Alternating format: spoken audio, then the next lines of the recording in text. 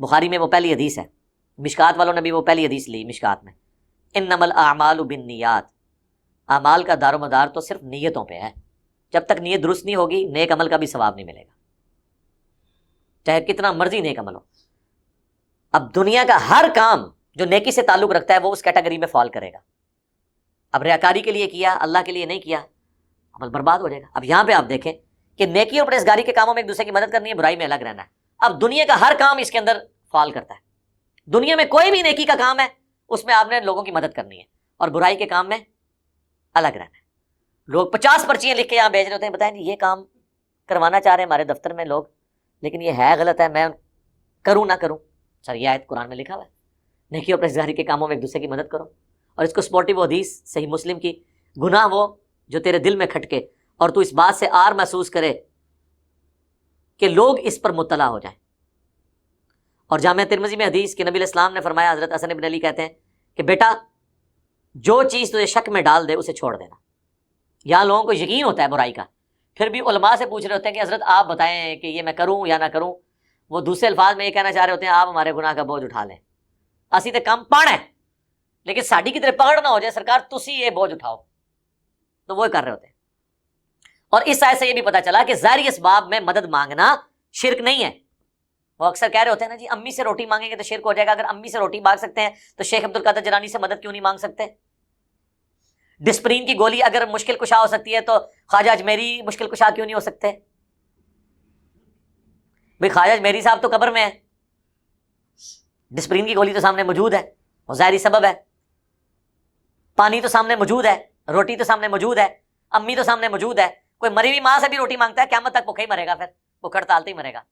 یہ دو ڈفرنٹ چیزیں ہیں۔ اسباب آپ کافر سے بھی لے سکتے ہیں، بخاری مسلم دونوں میں حدیث ہے کہ نبی علیہ السلام کی زرہ گروی رکھی ہوئی تھی ایک کافر کے پاس چند اناج کے دانوں کے عوض، آپ نے تو کافروں سے مدد لی ہے۔ جی خیبر میں نبی علیہ السلام نے حضرت علی سے مدد مانگی، بھئی حضرت علی سامنے موجود تھے، جنگ کے لیے بلایا، مدد مانگی کیا؟ پہلے تو مدد کی، شعبہ چشم تھا، اپنی مبارک تھوک لگائی، ان کو شفا ہوئی۔ یہ تو سارے کہتے ہیں مدد مانگی، یہ کیا کرو پہلے مدد کی تھی، اس تو بعد ڈیوٹی لائی۔ تو حضرت حمزہ کو کیوں نہیں بلایا خیبر میں؟ وہ جی فوت ہو چکے تھے، شہید ہو چکے تھے۔ نہیں شہید تو زندہ ہے، اس کو مدد کے لیے آپ تو پکارتے ہیں، تو حضور نے کیوں نہیں پکارا؟ اگر بدر کی کمانڈ، احد کی کمانڈ حضرت حمزہ کے حوالے تھی تو خیبر کی کمانڈ بھی ان کے حوالے ہونی چاہیے تھی، روحانی طور پہ کمانڈ کر لیتے۔ اس زمانے میں یہ عقیدے، یہ کہانیاں ہوتی ہی نہیں تھی، کسی کے دماغ میں بھی یہ بات نہیں آتی تھی کہ یہ کام ہو جائے۔ تو یہ آیت وہ اکثر پیش کر رہے ہوتے ہیں کہ جی مدد، ایک دوسرے کی مدد مانگنے کا تو حکم ہے، مدد مانگنے کا حکم ہے جو اسباب میں ہے، جو اسباب میں چیز داخل نہیں ہے وہ پھر کہتے ہیں جی دیکھیں نبی علیہ السلام سے لوگوں نے ما فوق الاسباب چیزیں بھی مانگی ہیں۔ مثلا بخاری مسلم میں آتا ہے کہ حضرت ابو ہریرہ نے کہا کہ میری یاداشت کمزور ہے، اب یاداشت تو اسباب میں نہیں آتی، بالکل ٹھیک ہے، لیکن سر وہ جو انہوں نے کہا تھا نبی علیہ السلام تو سامنے موجود تھے، جن سے دعا کروانی تھی، جن کا معجزہ ظاہر ہونا تھا، تو سامنے تھے نا، تو ٹھیک ہے رسول اللہ آج بھی موجود ہوں، ہم اپنے ہر مسئلے کے لیے آپ کے پاس جائیں گے۔ صحیح بخاری میں آتا ہے کہ صحابی کی پنڈلی ٹوٹ گئی تو نبی علیہ السلام نے اس پہ ہاتھ پھیرا، پنڈلی بالکل ٹھیک ہو گئی۔ لیکن آج اگر کسی کی پنڈلی ٹوٹتی ہے تو ہم اسے روضہ شریف پہ تو نہیں لے کے جائیں گے، آرتھوپیڈک سرجن کے پاس لے کے جائیں گے۔ آپ روضہ شریف پہ لے بھی جائیں تب بھی کچھ نہیں ہوگا، کیونکہ نہ نبی علیہ السلام نے باہر تشریف لانا ہے، نہ ہاتھ پھیرنا ہے، اور نہ آپ کو شفا ہونی ہے۔ اگر آپ سمجھتے ہیں ایسا ہو سکتا ہے تو کریں، سرکار قربانی کریں۔ ایک بندہ اگر پنڈلی کی ہڈی توڑوا کے اپنے زوم میں پوری امت کے عقیدے ٹھیک کر سکتا ہے تو کرو پھر۔ آج کل تو ایسے انجیکشن آئے ہیں کہ وہ آپ کو سن کر کے ہڈی توڑ دیں گے، آپ کو پتہ بھی نہیں چلے گا۔ یہ کئی جو ہوتے ہیں نا یہ کن ٹوٹے، انہوں نے جب دوسروں پہ پرچے کروانے ہوتے ہیں تو اپنی ہڈیاں خود توڑواتے ہیں، وہ پہلے ٹیکے لگواتے ہیں، وہ پھر جب اس کی انکوائری ہوتی ہے تو اس میں پتہ چلتا ہے کہ ٹیکے کا نشان موجود ہے، کہ ٹیکا لوا کے انہیں ناک کی ہڈی بنوائی ہے، پھر وہ کینسل ہو جاتا ہے وہ پھر پرچہ۔ ٹیکے لواؤ، ہڈیاں پنواؤ تو پریکٹیکلی کر کے بتاؤ، ایسے تو نہیں ہوگا۔ اور صحیح بخاری میں 1010 نمبر حدیث ہے 1010، انا کننا نتوسل الیک بنبینا، اے اللہ پہلے ہم رسول اللہ کے وسیلے سے تیری طرف متوجہ ہوتے تھے، اب ان کے چچا کو لے کے آئے، ان کی دعا کی برکت سے بارش نازل فرما۔ حضرت عمر نے تو نہیں کہا یا رسول اللہ پہلے ہم رسول اللہ سے دعا کرواتے تھے، اب یا رسول اللہ آپ کی قبر پہ آئے ہیں، آپ اللہ سے دعا کریں۔ نہیں ہوا۔ قبر رسول پہ شفاعت مانگنا، اس میں میرا ڈیٹیل لیکچر ہے، وہ ایک جعلی واقعہ عرابی والا پیش کرتے ہیں۔ میں نے کہا صحیح بخاری میں موجود ہے، حضرت عمر کا عقیدہ امت کو انہوں نے دیا۔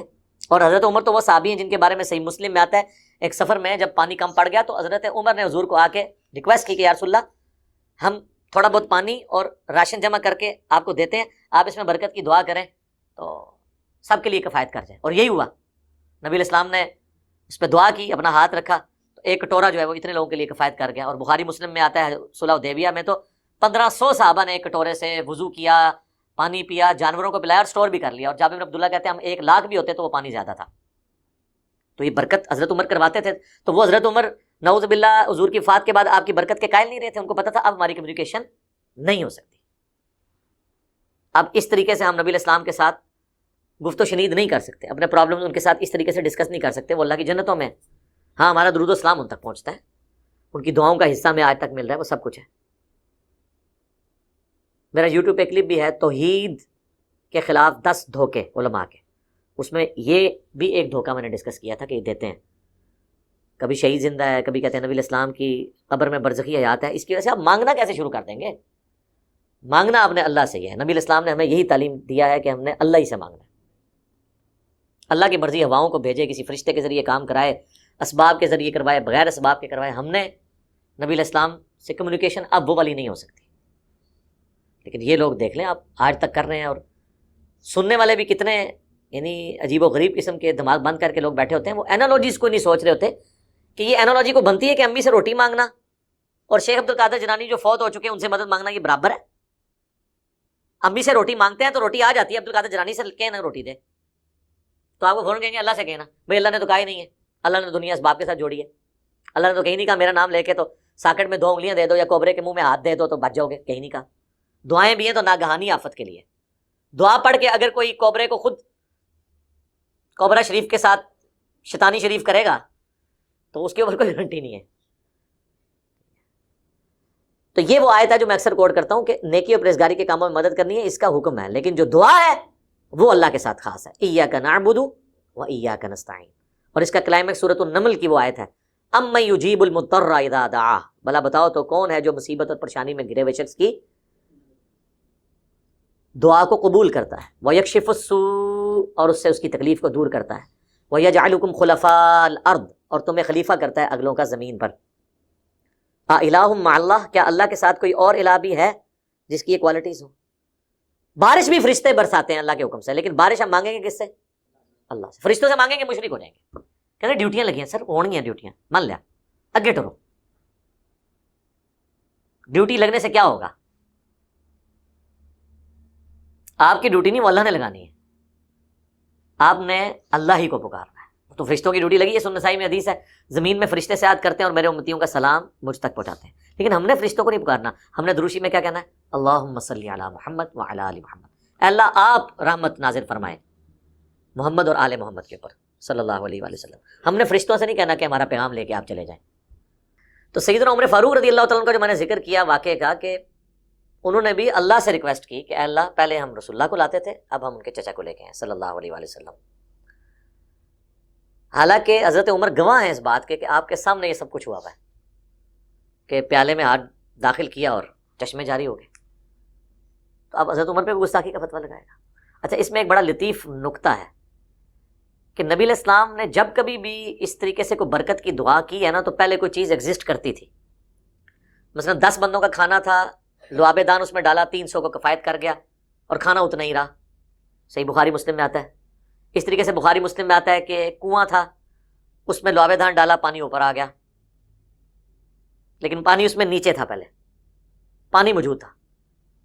بخاری مسلم میں آتا ہے ایک کٹورے میں ہاتھ رکھا جس میں پانی تھا، 1500 صحابہ نے وضو کر لیا، لیکن وہ اتنا پانی تھا. صرف کبھی انگلیوں سے پانی کے چشمے نہیں جاری ہوئے، کیونکہ یہ جو کوالٹی ہے نا، کریشن ایکس نہیلو، عدم ماں سے وجود، یہ صرف اللہ کی ہے. مخلوق جو ہے اس کی دعا کی برکت سے کوئی چیز ایگزسٹ کر رہی ہے، اس میں برکت ہو سکتی ہے لیکن کریشن نہیں ہو سکتی. یعنی پانی آدھا تھا پیالہ، اس میں ہاتھ ڈالا، دعا کی، وہ آدھا پیالہ 1500 بندوں نے استعمال کر لیا. لیکن یہ نہیں ہوگا کہ خالی پیالہ اور ہاتھ رکھیں تو پانی جاری ہو جائے، ایسے نہیں ہوگا. اس کے لیے پھر پیالے میں نہیں ہاتھ رکھنا ہوگا، پھر زمین میں یا چٹان میں مارنا ہوگا کہ جہاں سے وہ چشمہ پھوٹے، کیونکہ وہ بھی کریشن ایکس نہیلو نہیں ہے، آلریڈی پانی موجود ہے، اوپر آ جائے گا، جس طرح حضرت موسیٰ علیہ السلام نے کیا. تو عدم محض سے وجود یہ صرف خدا کی کوالٹی ہے.